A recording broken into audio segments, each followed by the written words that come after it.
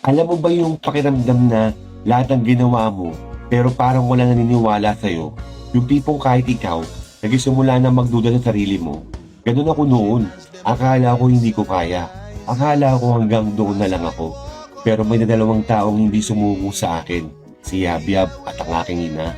Sila ang unang niwala nung wala pang ibang naniniwala. Ang tahimik pa ang mundo at parang wala nakakita sa laban ko. Sila ang nagtulak sa akin tumayo nung gusto ko nang huminto. At doon ko naintindihan, minsan, hindi mo kailangan ng maraming tao para magsimula. Kailangan mo lang ng ilang taong totoo. Higit sa lahat, kailangan mo ang Diyos dahil kahit gaano kahirap ang daan, kahit gaano kadilim ang paligid, may Diyos na umaalalay. Siya ang gumagawa ng paraan kapag wala ka nang nakikitang daan. Siya ang nagbibigay ng lakas kapag ubos ka na.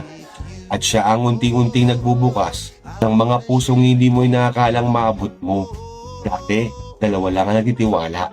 Ngayon, milyon na tayo. Di dahil magaling ako, kundi dahil may Diyos na gumabay at may mga taong hindi bumitaw. Kaya kung ngayon, pakiramdam mo nag-iisa ka, walang naniniwala sa'yo, tandaan mo to, hindi pa tapos ang kwento mo. Kapag kasama mo ang Diyos, kaya niyang baguhin ang lahat. Kaya niyang pasayahin ang puso mo, punuin ng inspirasyon at bigyan ng direksyon ng buhay mo, basta't kasama mo ang Diyos kahit saan, kahit kailan, kahit saan ka man magpunta, hindi ka niya iiwan. Kung ikaw yung taong minsan na nawala ng pag-asa pero lumalaban pa rin, i-comment mo lang ang ka-smart.